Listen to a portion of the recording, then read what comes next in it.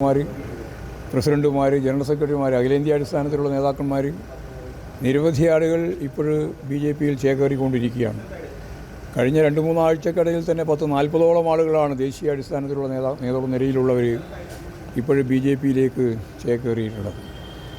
കേരളത്തിൽ 2 അക്ക നമ്പർ ഞങ്ങൾക്ക് ലഭിക്കും എന്നാണ് BJP പ്രധാനമന്ത്രി ഉൾപ്പെടെയുള്ള നേതൃനിര ഇപ്പോൾ പറഞ്ഞുകൊണ്ടിരിക്കുന്നത്. അത് BJPക്കാർക്ക് എന്തായാലും ഒരു സീറ്റും ലഭിക്കാൻ പോകുന്നില്ല ഈ കേരളത്തിൽ എന്നുള്ളത് വളരെ വ്യക്തമാണ്.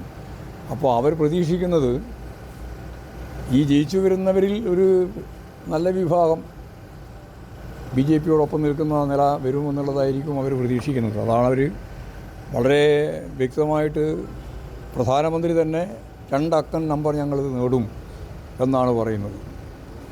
അപ്പോൾ ഈ കോൺഗ്രസ്സുകാരെ സംബന്ധിച്ചിടത്തോളം ഇപ്പോൾ AK ആന്റണിയുടെ മകൻ പോയി, കരുണാകരൻ്റെ മകൾ പോയിക്കൊണ്ടിരിക്കുകയാണ്. ഇനിയിപ്പോൾ ആരൊക്കെയാണ് പോയി, ഏതെല്ലാം പ്രസിഡന്റ്, സെക്രട്ടറി, അതുപോലെ തന്നെ ആളുകൾ ആരൊക്കെയാണെന്നൊന്നും പറയാൻ സാധിക്കുന്ന നിലയല്ല കേരളത്തിലുള്ളത്. അപ്പോൾ കേരളത്തിലെ കോൺഗ്രസ് മൃദു ഹിന്ദുത്വ നിലപാട് സ്വീകരിച്ചതിൻ്റെ ഭാഗമായി കോൺഗ്രസും അതുപോലെ തന്നെ BJPയും തമ്മിലുള്ള ആശയ ദാർശനിക നിലപാടിൽ വ്യത്യസ്തതയില്ല എന്ന് വന്നതോടുകൂടി ആർക്കും BJPയിലേക്ക് ചേരാവുന്ന ഒരവസ്ഥയാണ് ഇന്ത്യയിൽ പൊതുവേ ഉള്ളത്.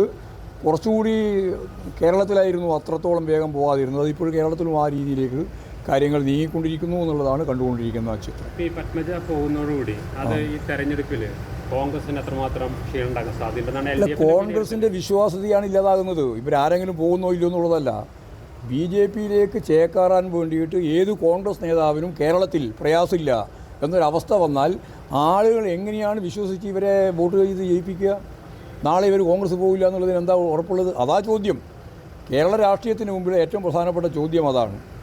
എന്ന് പറഞ്ഞാൽ ഏതെങ്കിലും ഒരു കോൺഗ്രസ്സുകാരന് ഉറച്ച് കോൺഗ്രസിൻ്റെ ഭാഗമായിട്ട് നിൽക്കുമെന്ന് പറയാൻ സാധിക്കാത്തൊരവസ്ഥ ഇന്ത്യയിൽ പൊതുവേ ഉണ്ട്. അത് കേരളത്തിന് മുമ്പ് ഉണ്ടായിരുന്നില്ല, ഇപ്പോൾ കേരളത്തിൽ വന്നിരിക്കുന്നു എന്നുള്ളതാണ് പ്രധാനപ്പെട്ടത്. ചാലക്കുടി സ്ഥാനാർത്ഥിയാവുന്നതാണ് ഏറ്റവും പുതിയ വിവരം.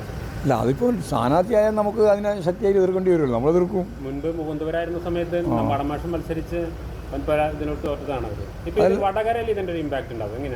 എങ്ങനെ വടകര ഇപ്പോൾ K മുരളീധരൻ മത്സരിക്കുകയാണല്ലോ, നിലവിലുള്ള അവിടുത്തെ MP ആണ്. ഈ പത്മജ പോകുന്നത് മറ്റേ LDFന് അവിടെ കൂടുതൽ ഗുണം ചെയ്യും. വടകര ഇടതുപക്ഷ ജനാധിപത്യ മുന്നണി അതിശക്തിയായ ഭൂരിപക്ഷത്തോടുകൂടി ജയിക്കാൻ പോകല്ലേ. അത് അവിടെ മുരളിയാളുടെ പല കാര്യമുണ്ടോ? അതുകൊണ്ട് അതൊന്നും ഞങ്ങളെ സംബന്ധിച്ചിടത്തോളം പ്രശ്നമുള്ള കാര്യമല്ല. ഇടതുപക്ഷ ജനാധിപത്യ മുന്നണിയുടെ വിജയം ഉറപ്പാക്കുന്നതിൽ ഇതൊന്നും പ്രധാനപ്പെട്ട ഘടകമല്ല. പക്ഷേ കോൺഗ്രസ്സുകാർക്ക് വോട്ട് ചെയ്യുന്ന ജനങ്ങളാണ് സ്വാഭാവികമായിട്ടും ആലോചിക്കാൻ പോകുന്നത്. ഇവർക്ക് വോട്ട് ചെയ്ത് ജയിപ്പിച്ചിട്ട് ഇവർ കോൺഗ്രസ് തന്നെയായിട്ട് നിൽക്കുമെന്നുള്ളതിന് വല്ല ഗ്യാരണ്ടി ഉണ്ടോ? അതാണ് നമ്മുടെ മുമ്പിലുള്ള കേരളത്തിന് മുമ്പിലുള്ള ഏറ്റവും പ്രധാനപ്പെട്ട ചോദ്യം. കേരളത്തിൽ ഈ പോക്ക് ഒരു ചോദ്യം, ഇപ്പോൾ BJPയിലേക്ക് പോകുന്നത് ഏതെങ്കിലും ഇതിലൊരു സീറ്റിനെങ്കിലും സാധ്യത ഉണ്ടാക്കുന്നുണ്ടോ? ഒരു സാധ്യത ഉണ്ടാക്കുന്നില്ല. ഒരു സാധ്യതയും കേരളത്തിൽ ഉണ്ടാക്കില്ല. ശരി.